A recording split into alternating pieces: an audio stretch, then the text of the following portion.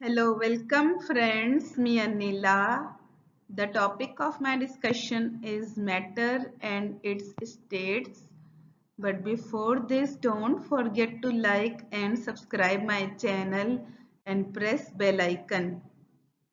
Matter दोस्तों आज की इस वीडियो में मैं आपको मैटर से रिलेटेड और इसकी स्टेट से रिलेटेड बताऊंगी। Matter anything that has mass and occupies space is called matter।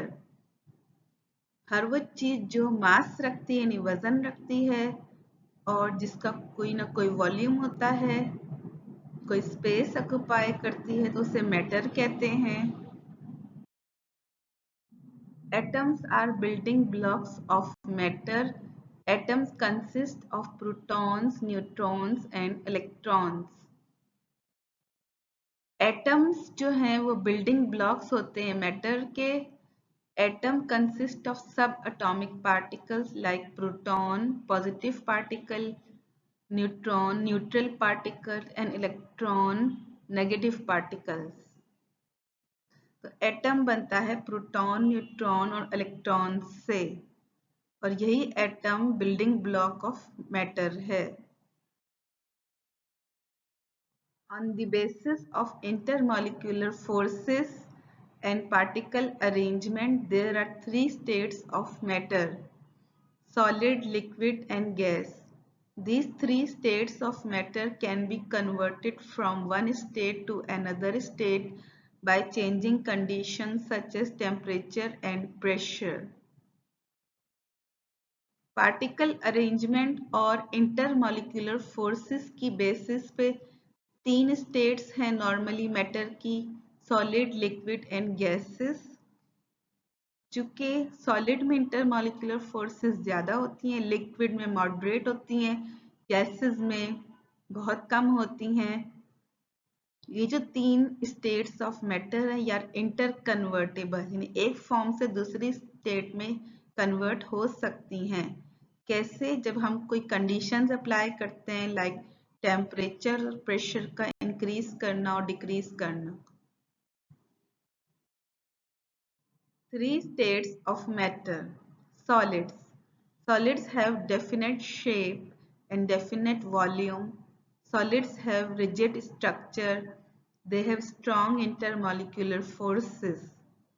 तो solids की एक definite shape होती है, definite volume होता है, इनका rigid structure होता है, intermolecular forces यानी solid के particles के दरमियान intermolecular forces strong होती हैं क्योंकि ये compact होता है। Particles in solids only vibrate। Solids के अंदर जो पार्टिकल्स होते हैं वो सिर्फ वाइब्रेशन मोशन करते हैं। सॉलिड्स की दो टाइप हैं, it may be amorphous and may be crystalline. Amorphous का मतलब है पाउडर फॉर्म में और क्रिस्टलाइन का फॉर्म है क्रिस्टल्स फॉर्म में। Example are copper and aluminium. Copper and aluminium are example of solids. Liquids. Liquid have fixed volume and they occupy the shape of a container that holds it. Layers in liquid slides over one another. Liquids have weak intermolecular forces. Liquids का volume fix होता है और इनकी shape वही होगी जिस container में ये डालेंगे उसी कंटेनर की शेप का ये हो जाएगा। लिक्विड्स के अंदर लेयर्स होती हैं जो एक दूसरे के ऊपर स्लाइड्स करती हैं। लिक्विड में इंटरमॉलिक्यूलर फोर्सेस होती हैं लेकिन वीक इंटरमॉलिक्यूलर फोर्सेस होती हैं। Liquids can be compressed because of spaces between particles. तो लिक्विड्स को हम थोड़ा बहुत कंप्रेस्ड कर सकते हैं क्योंकि पार्टिकल्स के दरमियान थोड़ी बहुत स्पेस होती है। Examples are ethanol and hydrochloric acid. Ethanol and hydrochloric acids are examples of liquids. Gases. Gases have no definite shape and no definite volume.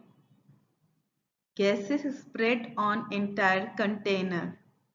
Particles in gases move apart because of no intermolecular forces. Gases की कोई fix shape नहीं होती, कोई fix volume नहीं होता। जिस container में gas होती है तो वो पूरे कंटेनर में स्प्रेड हो जाती है। चूंकि particles in gases move apart, दूर दूर होते हैं, इसलिए कोई खास इंटरमोलिकुलर फोर्सेस नहीं होती पार्टिकल्स के दरमियान। Particles in gases can rotate, vibrate and translate freely. Gases में जो पार्टिकल्स होते हैं उनकी मोशन रोटेशन में यानी गोल गोल भी घूमते हैं, वाइब्रेशन में भी यानी पेंडुलम की स्टाइल में घूमते हैं, एंड ट्रांसलेट फ्रीली यानी कि लीनियर मोशन में भी मूव करते हैं। Due to more spaces between particles, gases are highly compressed. चूंकि गैसेस के पार्टिकल्स के दरमियान स्पेसेस ज़्यादा होती हैं तो इनको हम easily compressed कर सकते हैं। Example of gases are hydrogen gas and ammonia gas. Hydrogen gas and ammonia gas are example of gases.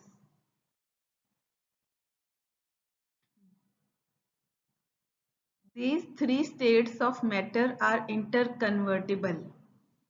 ये जो तीनों मैटर की स्टेट्स हैं, solid, liquid, gases, they are interconvertible, यानी एक स्टेट से दूसरी स्टेट में कन्वर्ट हो सकती हैं by changing condition such as pressure and temperature etcetera. If solid is converted to liquid, it is melting, such as ice melting. अगर solid convert हो रहा है लिक्विड में तो उसे मेल्टिंग कहते हैं, जैसा कि आइस मेल्ट होकर वाटर प्रोड्यूस करती है. If liquid is converted to gas, it is evaporation, such as evaporation of water. अगर लिक्विड गैस में कन्वर्ट हो रहा है उसको एवापोरेशन कहते हैं, सच एज जैसे एवापोरेशन ऑफ वाटर होती है कि वाटर को कुछ देर के लिए रखें तो वो लिक्विड से गैस में कन्वर्ट हो जाता है, वेपर्स में कन्वर्ट हो जाता है, तो उसे एवापोरेशन कहते हैं. If gas is converted into liquid, it is condensation such as rain. अगर कोई गैस कन्वर्ट हो जाए लिक्विड में तो उसे हम कंडेंसेशन कहते हैं. उसकी एग्जांपल है rain.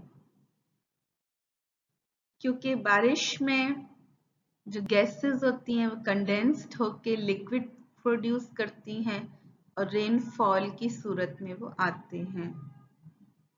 If liquid is converted to solid, it is freezing, such as water to ice formation. अगर कोई लिक्विड सॉलिड में कन्वर्ट हो गया तो उसे फ्रीजिंग कहते हैं, जैसा कि पानी को आप फ्रीज करेंगे तो आइस फॉर्मेशन हो जाएगी.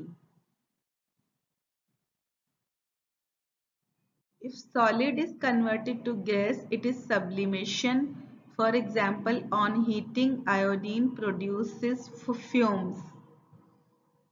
सॉलिड अगर गैस में कन्वर्ट हो जाए इसे सब्लिमेशन कहते हैं. फॉर एग्जाम्पल, जब हम आयोडीन सॉलिड को हीट करते हैं तो फ्यूम्स प्रोड्यूस होते हैं, गैस प्रोड्यूस होती है, so it is called as sublimation. If gas is converted to solid, it is deposition such as formation of frost. अगर गैस कन्वर्ट हो जाए सॉलिड में तो इसे डिपोजिशन कहते हैं, such as एग्जाम्पल क्या है, formation of frost.